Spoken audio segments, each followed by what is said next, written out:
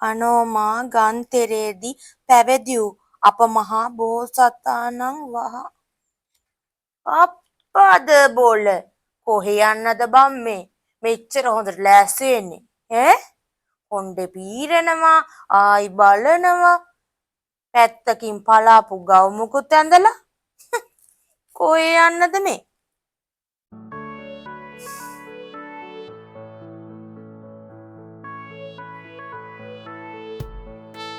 අපි මේ ලෑස්තුනේ පොඩ්ඩක් එළියට යන්න කියලා අම්මේ මේ ළමයින්ගෙන් බේරෙන්න බෑනේ ගේ ඇතුළේ මිදලා මොන හරි කන්න එළියට යන් කියලා අම්මා ඉතින් කඩේ කෑම කන්න නැති නිසා මං අම්මට කෑම ඉව්වා අම්මා කෑම කාලා බෙහෙත් බීලා අපි එනකම් බලන් ඉන්න එපා නිදා ගන්න. මෙයාලත් එක්ක එළියට ගියන් අම්මේ ගානට එන වෙලාවක් කියන්න බෑනේ.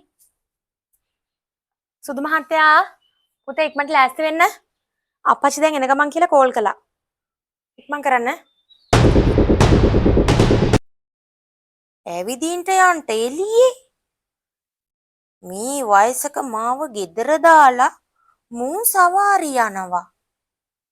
අපේ කාටත් පිස්සුනේ. ඉස කුඩිච්චියක් දාගත්තා. පැත්තකින් උඩට පලාපු එකකුත් අරන් ගිහින් සෝබනේ.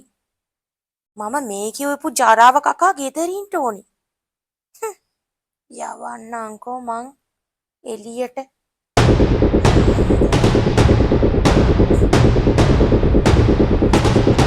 බලමුකෝ කොහොමද අපි එලේලි කෑමට එළියට යන්නේ කියලා. අම්මෝ අනේ මාව වැටුණා. අනේ බුදු අම්මෝ අනේ කොන් දැනුණා පුතේ අනේ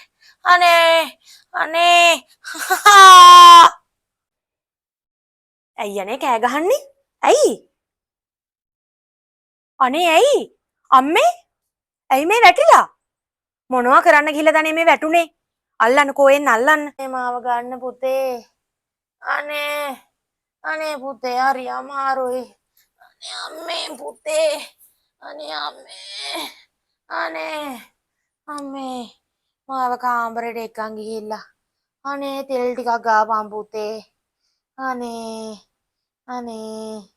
අම්මේ මගේ කොන්දරේ දෙනව නැන්ද අම්ම උස්සලා පැය භාගයකටත් වැඩි තෙල් ගෑවනේ සුදු මහත්තයා අප්පච්චි ආව නේද පුතේ ඉක්මනට යන් දැන් නම් කන්නත් ඕනේ නැහැ ඇඟත් එක්ක රිදෙනවා ඔයාලා ආච්චි අම්ම උස්සලා දැන් මගෙත් බාම් ගන්න වෙනවා අම්මෝ කොන්ද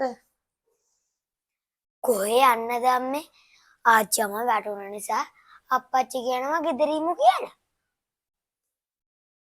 මොකද්ද ආච්චි අම්ම වැටිච්ච නිසා කන්න යන්න බැයිලු අපි ඉතින් කවද්ද එළියට ගිහින් කෑම කෑවේ පුතේ එහෙනම් මං අපිටත් මොන හරි උයන්නම්